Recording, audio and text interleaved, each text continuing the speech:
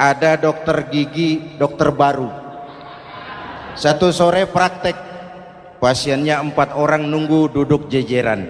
Dipanggil pasien pertama, diperiksa, berlubang giginya, dicabut tanpa dibius. Oh, namanya dokter baru.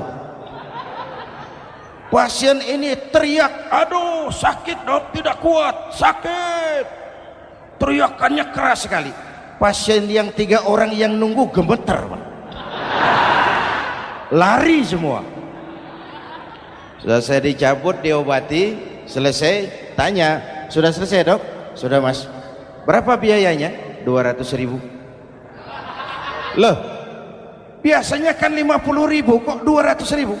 Biasanya sih memang 50.000, tapi siapa suruh kau teriak? Yang 3 lari.